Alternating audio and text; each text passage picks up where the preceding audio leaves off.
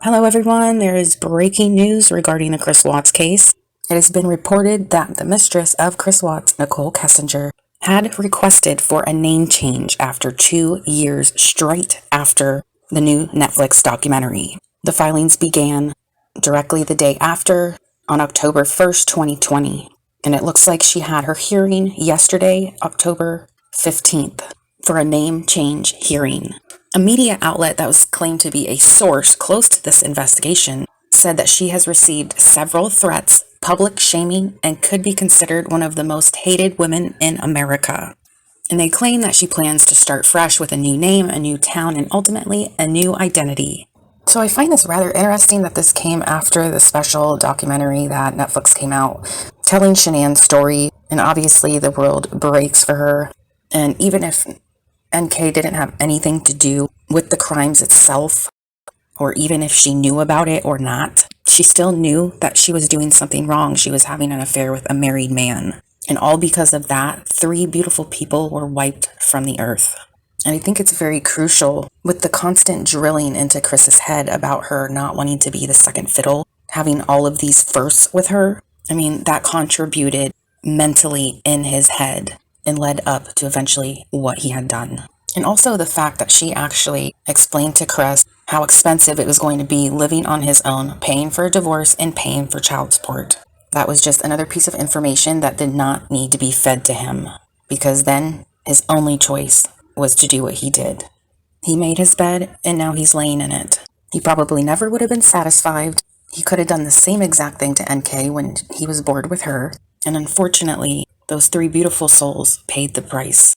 And the Rusiks as well. And I really don't blame her for wanting to change her name. And hopefully, this name change has nothing to do with the recent phone call where Chris Watts wants to appeal his case, because then she would have to go to court. And then the real truth would be exposed.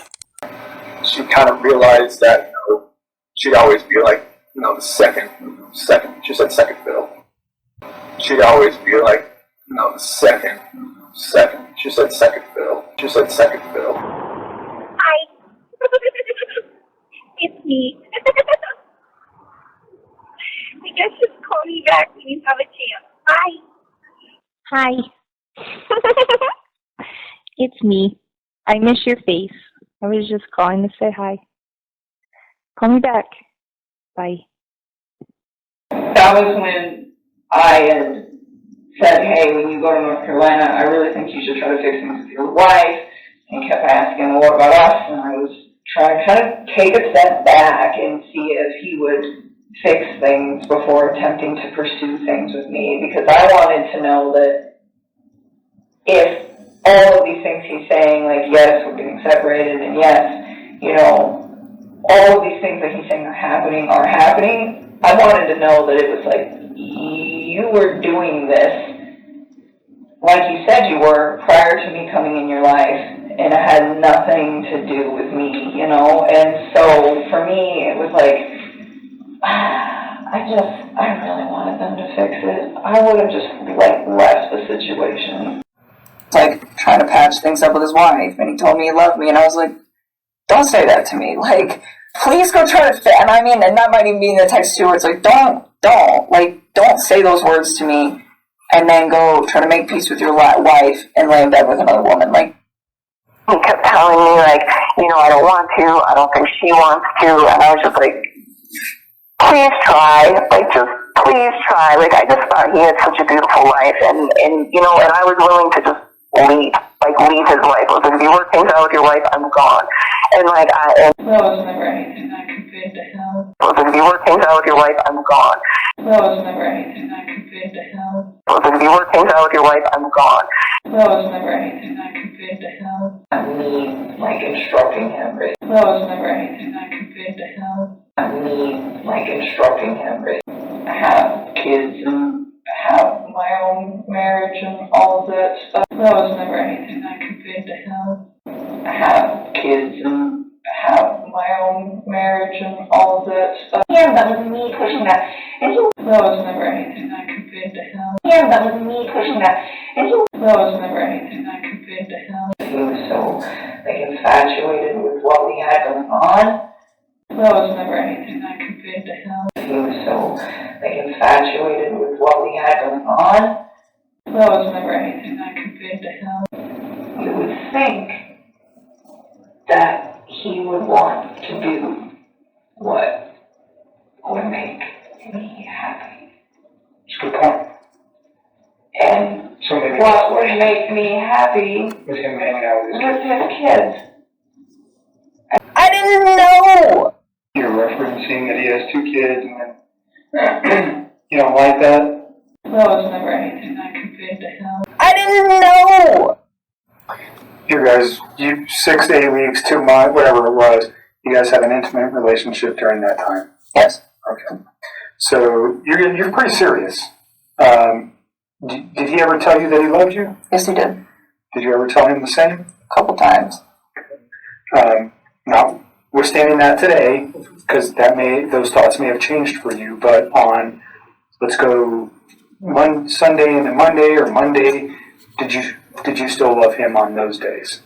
I think it was something where it was like I said it a few times and I meant it, but he definitely felt the urge to say it to me a lot more than I did to him, because it was just all very new to me, and it was like, take your time with this. Like, you don't need to like rush that, you know? Like, I remember when he was in North Carolina and he was like trying to patch things up with his wife, and he told me he loved me, and I was like, don't say that to me. Like, please go try to fit. And I mean, and that might even be in the text too, where it's like, don't say those words to me and then go try to make peace with your wife and lay in bed with another woman. Like, just don't do that. And I was like, it's not that I don't appreciate what you're saying to me. It's like, it just didn't sit right for me, you know? So I just really fixed things with her. So it's just like, this is an inappropriate time. And I wasn't mad at him. And I'm pretty sure that's in the text too, where it was very like calm, but it's just like, it's almost disrespectful, where it's like, please don't. I'm like, you know, if we get to that point where it is you and me, like, yes, you can say that, but don't, not then. Like, that's... So you thought he was very genuine when he said that? Yeah, I did. I mean, and he wrote it. It's in all those cards I gave you. Not in all of them, but like the later ones. And thank you. When you said it to him, you said you meant it when you said it? Yes, I just didn't say it as frequently as he said it. Like, sometimes he would say it, and I was just like, for me, it was still like very, very new, so I kind of like took my time and only said it when I was just like, this is a really important moment. We talk about the future. I think all couples do talk about the future, but it was never like, hey, I'm like leaving her, we're gonna get a house together, you're moving in with me. It was never like this appointment that. It's like, you know, once you guys, all your parents finalized, and you guys have decided to separate, and you're in your own spot with your kids, I was like, I think the days that you're with your kids, you need to be with them like full time.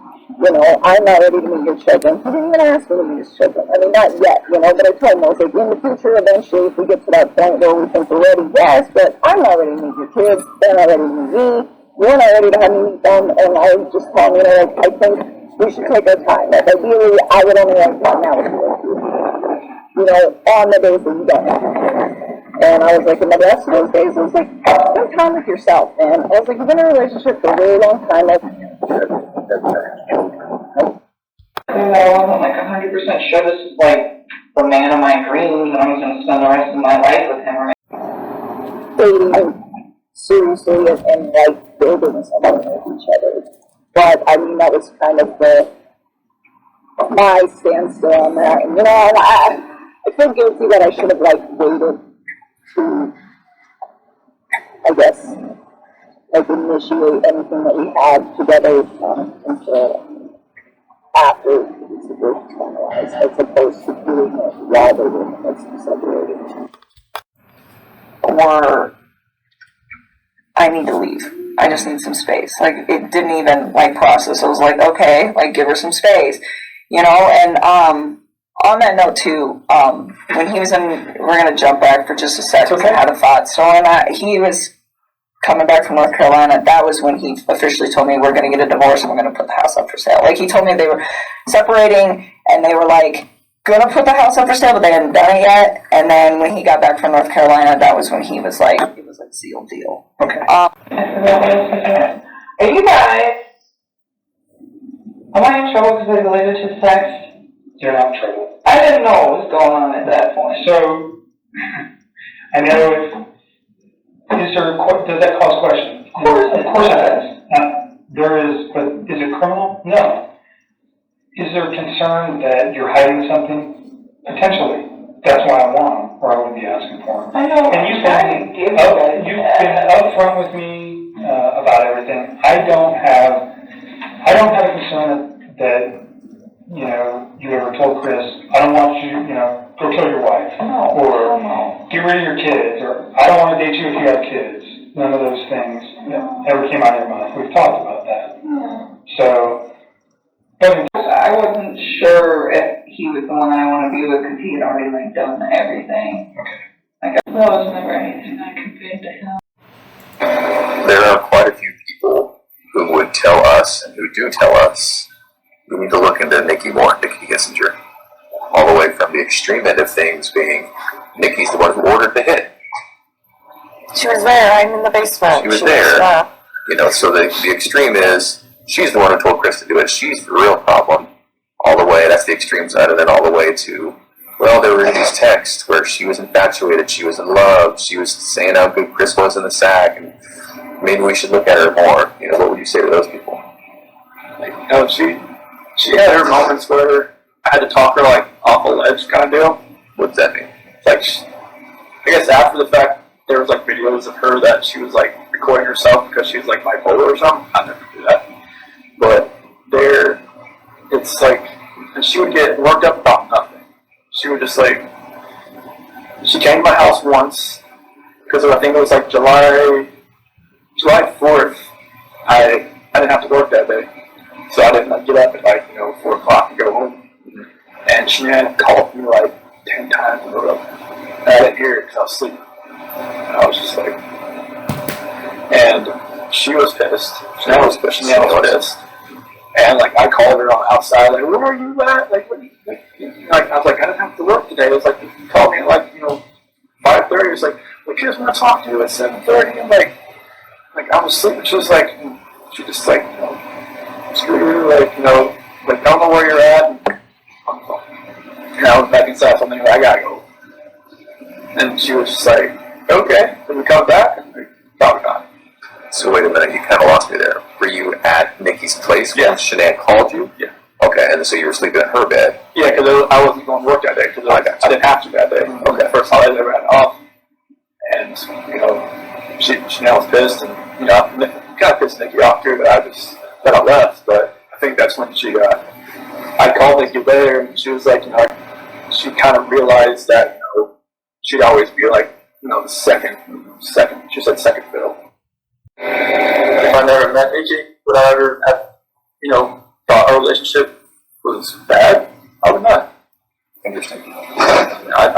That's one thing I always thought about. Like, even Nikki asked me, like, if I don't want you. She said, I don't want you to leave your wife just because of me. I'm just like, what do you mean? She said, well, just if you met me, like, would you have known? I'm like, oh. So I never thought I would have strayed away from her at all. Like, I've never tried to follow anybody, but. Was Shanann checking your phone, or? She always had my phone. She always checking your phone? So how did you get past that? I used my work phone. To text?